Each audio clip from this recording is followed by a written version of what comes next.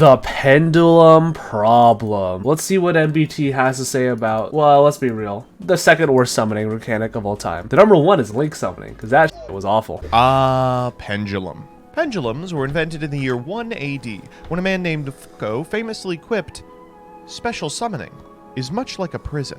Alright, today we're talking about what the fuck was that joke? I know I'm one of Yu-Gi-Oh's biggest haters, but for some reason I have a soft spot in my heart for Pendulums. I'm the biggest hater. I've played pretty much every Pendulum archetype and taken a significant amount of them to high-level tournaments. I didn't do so good, though. So why do I want to talk about Pendulum today? Well, as Draco Slayer dribbles into Master Duel, more individuals than ever are experimenting with these weird cards that are sometimes monsters, but sometimes spells. This is happening at the same time a larger discussion is brewing among potential new players about how complex... This video is not attention-grabbing enough. We need Subway Surfers. We need Zoom sound effects. We need the Ruxin special. Yu-Gi-Oh is, and for a lot of those players, Pendulums are the poster child for that complexity. I'd like to spend today talking about Pendulum as a noun, the archetype, what it means for Yu-Gi-Oh, the specific design issues it presents, and how Konami can circumvent those in the future. And we're gonna do our best not to play the one Triff clip over and over again. Anyone with a brain would realize it was a... This fucking meme was so overplayed. I fucking hate this meme, dude. It is the most obnoxious shit of all time. Literally, the fact that fucking Farfa fucking chokeslammed this shit into every fucking video. The end of it was so annoying, dude. Joke! In short, let's talk about the problem with Pendulum. Breaking this shit into 4 sections. First section is complexity.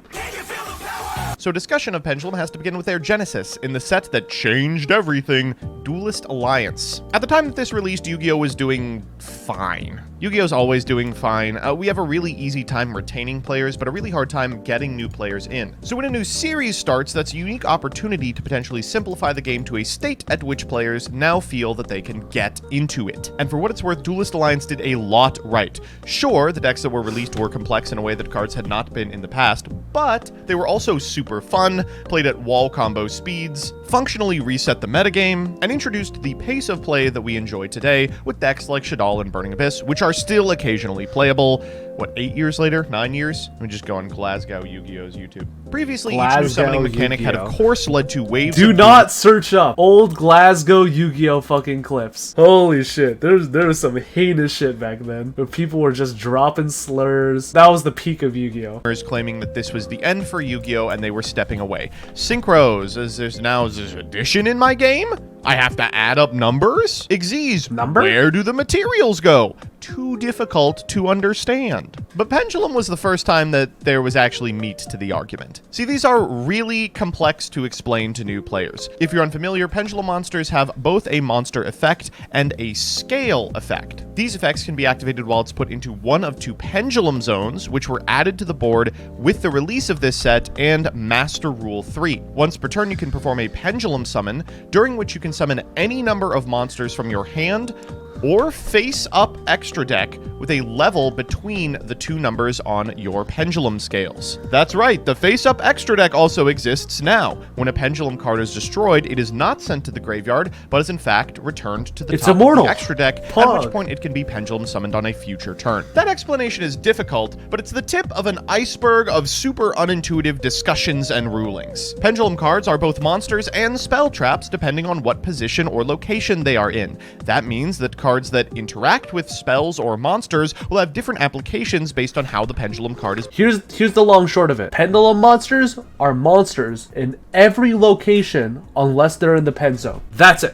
Replacement effects for moving location, like those on Dimensional Fissure, do override Pendulum's ability to go to the face-up extra deck. This is a have little an innate fucked replacement up. effect that applies when they would go to the graveyard, though they are not doing so. The numbers are weird. There's 2 of them, which implies that at some point there would be one with 2 different numbers. Otherwise, why would you put 2 numbers on it? But there never was. It was always just the same number twice. The Pendulum zones themselves were really weird. They're not spell and trap card zones. They're locations that you can put additional cards if your hand is too full. What's the point? Oh, and if you have a mat that existed before 2014, sorry, it doesn't work anymore. The most frustrating part of all of this is, despite this complexity, there was a ton of design space just sort of left on the cutting room floor. Pendulum decks early did one thing and one thing only: summon a bunch of monsters to perform a big monster combo. The fear among players is that this would eventually result in a deck that was exclusively starters and extenders, all of which had Pendulum scales, which leads me to 2. It's a big club and you're not in it.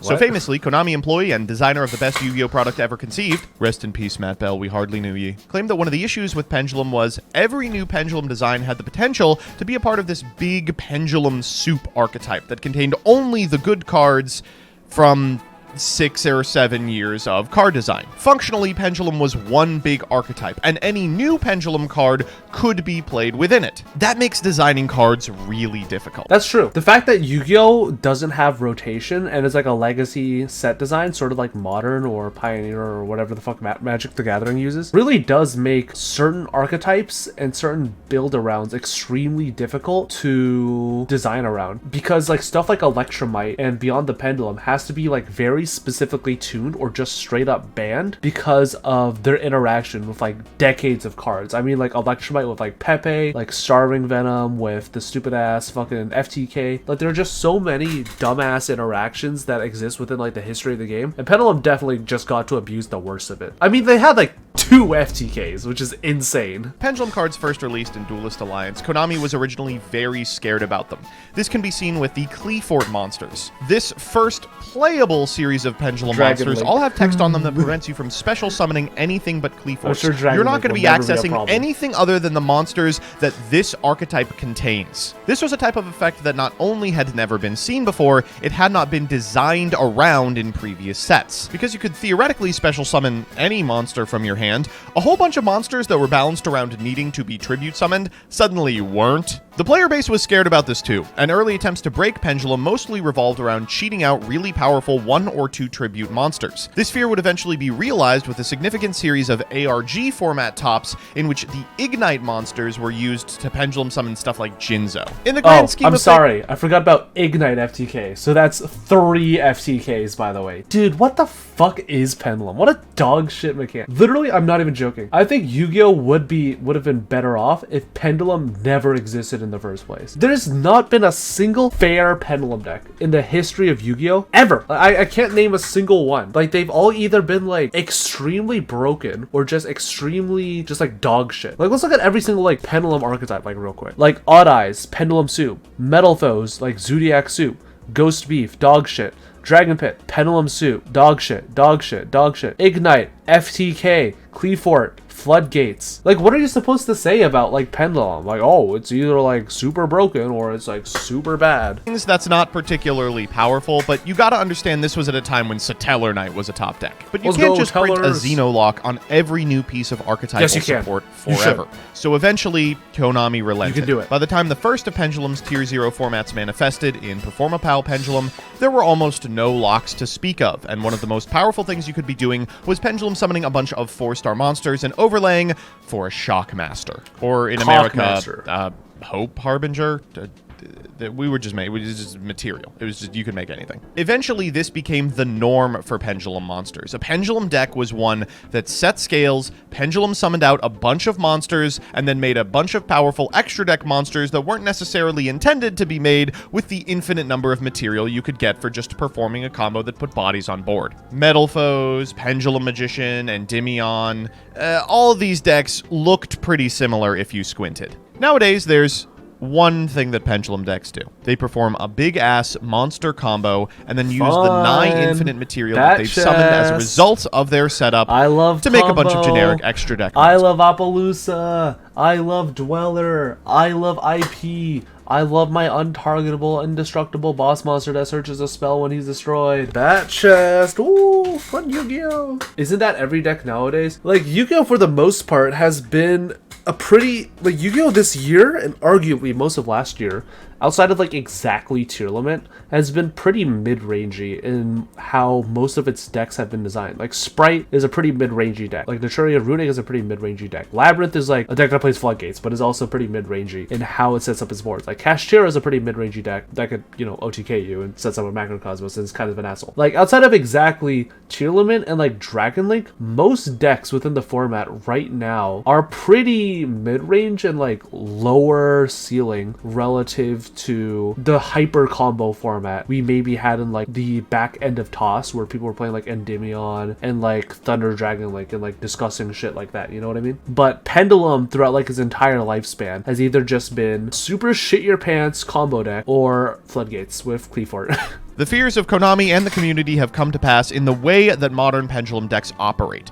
Oh, cool, you made Apollosa, Baron. Oh my god, you're setting up a Dagda line. Oh! Dagda, oh my god. Be still my beating heart. After Pepe, there were a couple of historical outliers to this type of Pendulum gameplay, but they were bad for a different reason. Oh, in 2016 NAWCQ format, you could play Cleafort Demise, using the Pendulum scales as holding facilities, so you could card of Demise turn 1 without having to pitch anything.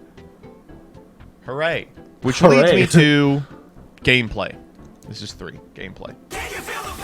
Not only is playing against Pendulum an insomnia cure, playing with Pendulum often feels really bad too. Because performing a Pendulum summon requires you to have both a low scale and a high scale, you kind of have to kajigger your deck in such a way that you are almost always going to be drawing one of them. That was an interesting choice of word to use there. Sure, some decks are more consistent than others and have the ability to, through one card, set up both ends of a scale with something like a Pendulum Call, but even then it behooves you to have as many monsters in hand as possible to perform your long-ass combo board you saw in a YouTube video. As a result, you often don't have too much space for non-engine cards. Like, you're not going to be able to Pendulum summon out an Abiru or a Drolan Lockbird, and Book of Moon is just a card that could have been a monster for your big, silly combo. So as a result, even if you are piloting Pendulum, frequently, you're just staring at your opponent waiting for them to finish their combo and hoping your hand can include enough gas to beat through it. Post-board, this becomes a huge liability, because going first, there's a ton of cards that just read win the game against Pendulums.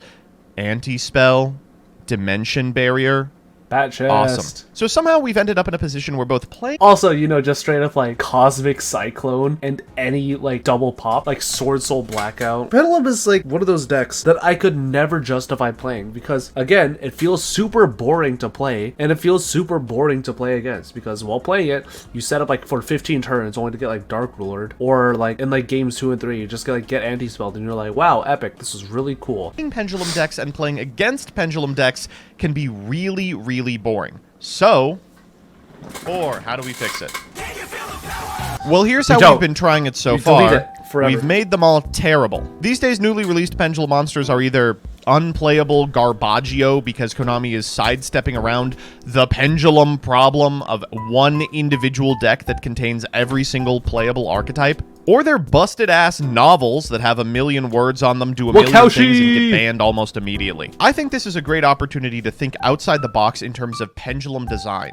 What can Pendulum monsters be? Why do Pendulum monsters all have to serve the same purpose, monster combo, that a bazillion other non-Pendulum monster combo decks do? What makes a Pendulum deck different than a Synchron deck, for instance? And truth be told, I think Konami's not doing a terrible job. The last couple of playable Pendulum... I'd argue that Konami does actually do a pretty bad job in terms of like archetype design and what like archetypes should be, at least in terms of like, maybe not like in the current format, but definitely in older formats. Can you really tell me a difference between like Live Twin Sprite, Super Heavy Samurai, and Synchron? Like, not really. They're all just like shitty ass wombo combo deck that build a big ass board and then like they have maybe like a couple cards for follow-up. And like Sprite obviously has way more follow-up. They all just serve like the same purpose of build a board, oh, you broke it, oh well, like game 2. And I think that's like a really big issue with just modern card design overall, and that most cards sort of serve the same purpose of this card's a special summon, this card's a searcher, this card's a whatever. And I think that this sort of approach to game design really does bleed into what sort of end boards archetypes are ending on. Archetypes have been different. Abyss Actor, for instance, has to play the spells by design, so as a result they've baked in a lot of one-card combos and enabled you to draw as few Pendulums as you want, though still execute a combo. Your end board isn't going to have Apollosa Baron on it, but it is going to be able to interact with your opponent in ways that are, at minimum, different than other decks. Memorelia is another interesting concept. What if instead of the Pendulum Zone just being where you put one monster that conceivably could have been part of a monster combo, it was a place where you put a little girl to sleep. And then she dreams about big-ass guys. Big-ass beefy fuckers. They hit hard. I like Nemarelia. It's very funny. The new Valmonica monsters are another incredible reimagining of what a pendulum is allowed to be. What if instead of just spaces in the back row, the pendulums represented the angel and the devil on your shoulder, and then you're in the middle making plays based on which one you listen to? Yu-Gi-Oh! Is a game that, for the majority of its lifespan, has been very derivative. I do get the idea where MBT is trying to say, like, yeah, like, all these pendulum archetypes are really unique and really different, and they play different from each other, and etc. But the big problem, in my opinion, is that the decks he just listed are complete shit. Like, I don't think there's been a single top, or even just like a regional placement, like a top 64 or anything for these decks overall. Like, sure, you could say, like, yeah, these archetypes are different. If a deck is never played, or if a deck is never really explored, did it ever really exist in the first place? It's largely retread a lot of ground that other card games like Magic the Gathering already started, which makes sense. Its genesis is in being a Magic the Gathering ripoff after all. But to me, Pendulums represent one of the first opportunities for Yu-Gi-Oh! To do something uniquely different. It's a type of card that does not exist in any other card game, and almost cannot exist in any other card game. And it's frustrating that historically, it's been used to facilitate the same type of monster combos as every other deck. I really appreciate Konami's willingness to step outside of the box in terms of pendulum design and give us things that are more interesting and innovative than just setting up a silly Baron line. I enjoy that they're giving cards reasons to be pendulum, not just slapping the super type on a card and being like, ooh, now it works with amazing pendulum. Wow! To close this one out, I also think it would do a lot of good for the identity of Pendulum if a lot of the generic negation tools that lived in the extra deck just went away. Appaloosa isn't a particularly good card right now, but the fact that she exists means that decks like Pendulum that summon a bunch of monsters are always going to be considering her rather than their own in-archetype plays when they're deck building. It'd be nice to ban that shit. It'd also be nice to ban Anti-Spell. Why the fuck is Anti-Spell legal? There should not be a card that reads you can't play your deck. That's it. That's all I wanted to say about Pendulum. Feels weird to end one of these praising Konami's recent design decisions instead of lambasting them. I'll leave you on a hater note. There should be pendulums in the new Speed Duel product. There you go. That's my opinion. That was a video. Do I agree with everything Joseph said? No. Do I hate Pendulum? Yeah. Anyways, let me know what you guys thought about the video in the comments. I will see you guys in the next one.